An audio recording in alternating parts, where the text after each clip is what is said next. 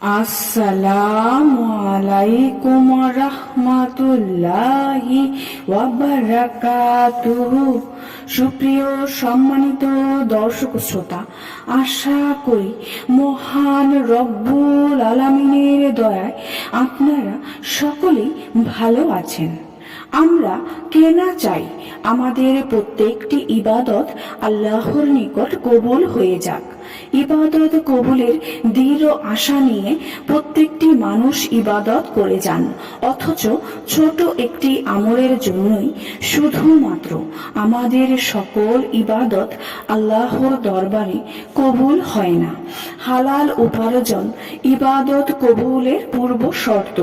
উপার্জন হালাল না হলে বান্দার দোয়া ও ইবাদত কোনো কিছুই কবুল হয় না। তাই মুমিনের প্রধান দায়িত্ব হালাল উপার্জন করা এবং হারাম উপার্জন বর্জন করা।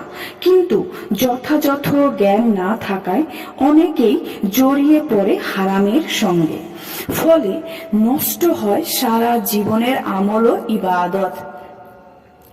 সাধারণ মুসলমানকে হালাল হারাম সম্পর্কে সচেতন করতে আমাদের এই বিশেষ আয়োজন।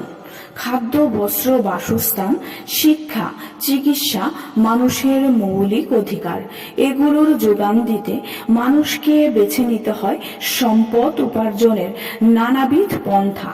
জীবিকা নির্বাহের জন্য মানুষ যেসব পেশা অবলম্বন করে তা হল কৃষি, ব্যবসা বাণিজ্য, চাকরি, শিল্প প্রভৃতি। উপার্জনের মাধ্যম ব্যতীত কোনো ব্যক্তির পক্ষেই উপযুক্ত মৌলিক অধিকার সংরক্ষণ করা সম্ভব নয়।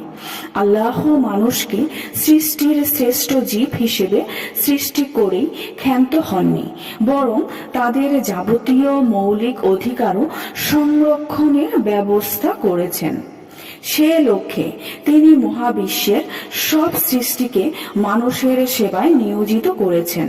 পবিত্র কোরআনে এরশাদ হয়েছে, তিনি সেই মহান সত্তা যিনি পৃথিবীর সবকিছু তোমাদের ব্যবহারের জন্য তৈরি করেছেন। সূরা বাকারা আয়াত 29। তবে এক্ষেত্রে তিনি মানুষকে দিয়েছেন পূর্ণ স্বাধীনতা, যা তার এখতিয়ারভুক্ত একান্ত নিজস্ব ব্যাপার। ফলে প্রত্যেকে নিজ নিজ যোগ্যতা, মেধা, শ্রম ও সময়ের যথোপযুক্ত ব্যবহারের মাধ্যমে অর্থনৈতিক প্রবৃদ্ধি অর্জনের প্রয়াস চালায়। মানব জীবনের অর্থনৈতিক গুরুত্ব অপরিসীম। এটি জীবন নির্বাহের অন্যতম চালিকা শক্তি হিসেবে সমাদৃত মানব জীবনের এক অবিচ্ছেদ্য অঙ্গ হিসেবে পরিগণিত। মহান আল্লাহ মানুষকে এর গুরুত্ব অনুধাবন করানোর জন্য কোরআনে সালাতের পাশাপাশি যাকাত তথা অর্থের উল্লেখ 82 স্থানে করেছেন। শুধু তাই নয়, মহান আল্লাহ অর্থনৈতিক বিধানও নির্দেশ করেছেন। ফলে কোরআনুল কারীমকে একটি অর্থবিদ্যার মহাকোষ বললেও অত্যাধিক হবে না। মানুষ কিভাবে উপার্জন করবে, কোন পন্থায় তা ব্যয় করবে এবং উপার্জনের ক্ষেত্রে যাবতীয় অর্জনীয় ও বর্জনীয় গুণাবলী সম্পর্কে এর সুস্পষ্ট নির্দেশনা কোরআনে বিদ্যমান। তাই তো ব্যক্তির উপার্জিত সম্পদে তিনি যাকাত ফরজ করেছেন, যেন সম্পদ এক শ্রেণীর লোকের মধ্যে সীমাবদ্ধ না থাকে। আল্লাহ তাআলা ফরজ ইবাদত শেষে জীবিকা নির্বাহে উপার্জন করার লক্ষ্যে জমিনে ছড়িয়ে পড়ার নির্দেশ দিয়েছেন। তিনি বলেন, সালাত সমাপ্ত হলে তোমরা পৃথিবীতে ছড়িয়ে পড়বে এবং আল্লাহর অনুগ্রহ প্রদান করবে এবং আল্লাহকে স্মরণ করবে, যাতে সফলকাম হও। সূরা জুমুয়া আয়াত 10। এই আয়াতের ব্যাখ্যায় ইমাম কুরতুবী রহমতুল্লাহ আলাইহি বলেন, যখন নামাজ শেষ হয়ে যাবে তখন তোমরা ব্যবসায়িক কাজকর্ম ও অন্যান্য পার্থিব প্রয়োজনাদি পূরণে বেরিয়ে পড়া। এখানে উপার্জনের একটি মূলনীতি সুস্পষ্টভাবে প্রতিভাত হয়েছে, আর তা হলো এমন পন্থা অবলম্বন করতে হবে যাতে আল্লাহর স্মরণে বিমুখ হওয়ার সম্ভাবনা রয়েছে। ইসলাম তা অবৈধ হিসেবে ঘোষণা করেছে। পবিত্র কোরআনে অন্যত্র এ বিষয়ে প্রমাণ পাওয়া যায়। সেটি হলো, ব্যবসায়ীর ক্ষেত্রে যদি কখনো আল্লাহর স্মরণে ব্রত হওয়ার আহ্বান আসে, তাহলে তখন যাবতীয় ব্যবসায়িক কর্ম পরিহার করা সব ইমানদারদের জন্য ওয়াজিব। সূরা জুমুআ আয়াত 9।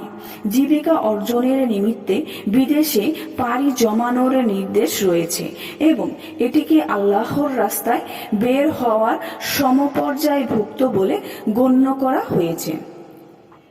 মহান আল্লাহ বলেন, আল্লাহ জানেন যে তোমাদের মধ্যে কেউ কেউ অসুস্থ হয়ে পড়বে, কেউ আল্লাহর অনুগ্রহের সন্ধানে দেশ ভ্রমণ করবে এবং কেউ কেউ আল্লাহর পথে যুদ্ধে লিপ্ত হবে। সূরা মুজাম্মিল আয়াত 20। তাছাড়া ব্যক্তি জীবনে অর্থনৈতিক স্বাবলম্বী হওয়ার ব্যাপারে বিশ্বনবী মুহাম্মদ সাল্লাল্লাহু আলাইহি ওয়াসাল্লাম উৎসাহিত করেছেন এবং ভিক্ষাবৃত্তিকে তিনি নিন্দা করেছেন। এ মর্মে জুবায়ের ইবনে আওয়াল রাদিয়াল্লাহু তাআলা আনহু থেকে বর্ণিত হাদিসে রাসূল সাল্লাল্লাহু আলাইহি ওয়াসাল্লাম বলেন, তোমাদের কেউ তার রশি নিয়ে চলে যাক, পিঠে কাঠের বোঝা বহন করে এনে বিক্রয় করুক এবং তার চেহারাকে আল্লাহর আযাব থেকে বাঁচিয়ে রাখুক।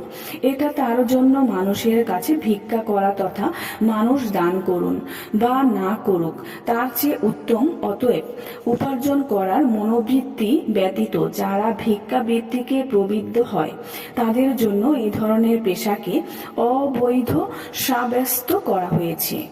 এই মর্মে রাসূল সাল্লাল্লাহু আলাইহি ওয়াসাল্লাম বলেন, তোমাদের মধ্যে যে ব্যক্তি সর্বদা মানুষের কাছে চেয়ে বেড়ায় সে কিয়ামতের দিন এমন অবস্থায় আগমন করবে যে তার মুখমণ্ডলে এক টুকরো গোশতও থাকবে না। মুসলিম 1040। ইসলাম মানবতার ধর্ম। দুস্থ মানবতার সেবায় দান করার রীতি ইসলামে চালু আছে, তবে ভিক্ষাবৃত্তিকে পেশা হিসেবে গ্রহণ করতে ইসলাম অনুমোদন দেয়নি, বরং একে বারবার নিরুৎসাহিত করেছে, যা নিষেধের পর্যায়ে পৌঁছে গেছে। উপার্জনের ক্ষেত্রে ইসলাম নিজ হাতে উপার্জন করাকে সর্বোত্তম উপার্জন হিসেবে আখ্যায়িত করেছে। এই মর্মে হাদিসে এসেছে, হযরত রাফে ইবনে খাদিজা রাদিয়াল্লাহু তাআলা আনহু থেকে বর্ণিত, তিনি বলেন, রাসূল সাল্লাল্লাহু আলাইহি ওয়াসাল্লামকে জিজ্ঞেস করা হয়েছিল যে সর্বোত্তম উপার্জন কোনটি? জবাবে তিনি বলেন, ব্যক্তির নিজস্ব শ্রমলব্ধ উপার্জন ও সততার ভিত্তিতে ক্রয় বিক্রয়। মুসনাদে আহমদ 1041 আয়াত। নবী রাসূলদের ইতিহাস পর্যালোচনা করলে দেখা যায় তারা নিজ হাতে কর্ম সম্পাদনকে অধিক পছন্দ করতেন।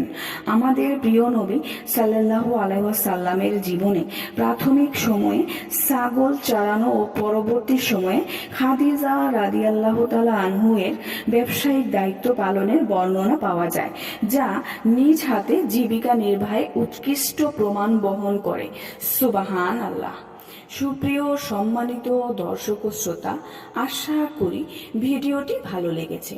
ভিডিওটি যদি ভালো লেগে থাকে অবশ্যই চ্যানেলটি সাবস্ক্রাইব করবেন, লাইক করবেন, কমেন্ট করবেন এবং বেশি বেশি শেয়ার করে দিবেন।